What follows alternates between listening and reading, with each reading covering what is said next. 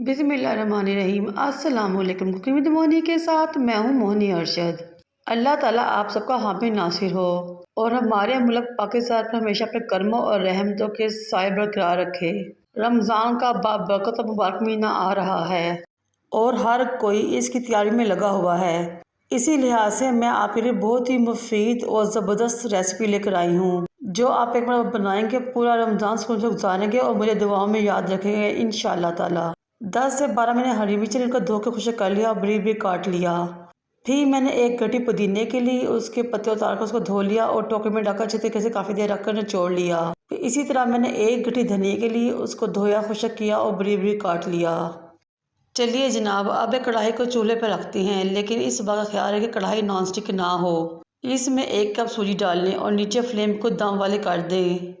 3 से 4 मिनट तक आपने सूजी को गर्म करना है और इस दौरान चम्मच को आपने मुसलसल हिलाते रहना है। फिर धनिया को आपने इसमें शामिल कर देना है। आपने धनिया को मुसलसल चम्मच हिलाते हुए ड्राई कर लेना है यहाँ तक इसका तमाम पानी खुश्क हो जाए। इस प्रोसीजर को तकरीबन 8 मिनट लगेंगे। इस दौरान फ्लेम मुसलसल लो रहेगी और चम्मच में मुसलसल हिलाते रहेंगे। ये इतनी ज़बरदस्त मुनफिक यूनिक रेसिपी है कि आप ये तो बना कर रख लेंगे तो पूरा रमज़ान आप सुकून से गुजारेंगे।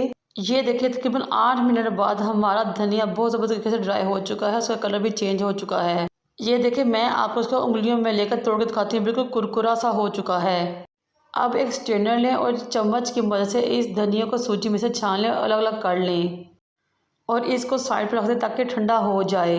फिर इसी सूजी में आपने अगेन पुदीना शामिल कर देना है और साथ ही आपने इसमें बरीक कटी हरी मिर्ची शामिल कर देनी है, बिल्कुल इसी तरीके से जिस तरह के हमने धनिया को ड्राई किया था। हमने पुदीने और हरी मिर्ची को भी लो फ्लेम पर मुसलसल हिलाते हुए ड्राई कर लेना है।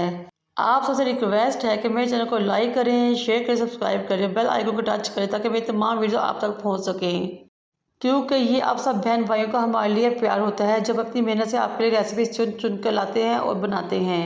बिल्कुल धनिया की तरह हमने पुदीने और हरी मिर्चों को भी छान लेना है। ये देखिए धनिया, पुदीना और हरी मिर्ची बिल्कुल ड्राई हो चुकी हैं।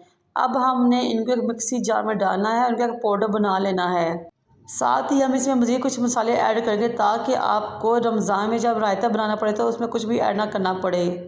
2 टेबलस्पून आपने इसमें ज़ीरा पाउडर शामिल करना है। 2 टेबलस्पून आपने इसमें धनिया पाउडर दरदरा सा शामिल करना है। 1.5 टेबलस्पून आपने इसमें काला नमक शामिल करना है। फिर आपने इसमें 1/2 टेबलस्पून पिसी हुई काली मिर्च शामिल करनी है। 1/2 से थोड़ा कम आपने अदरक पाउडर और 1/2 से ही थोड़ा कम आपने इसमें लहसुन पाउडर शामिल करना है। फिर अपने रायते को बहुत खूबसूरत कलर देने के लिए इसमें थोड़ा सा हमने ग्रीन फूड कलर शामिल कर देना है। ये ऑप्शनल है, आपकी मर्ज़ी, आप शामिल करें या ना करें।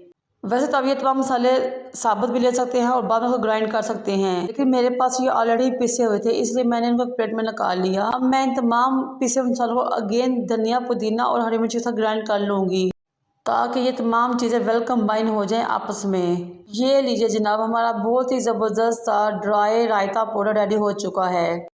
जब आप इसको ट्राई करेंगे तो आप ख़ुद भी हैरान रह जाएंगे कि ये किसी भी तरीके से ताज़ा धनिया पुदीने की चटनी से टेस्ट में कम नहीं है।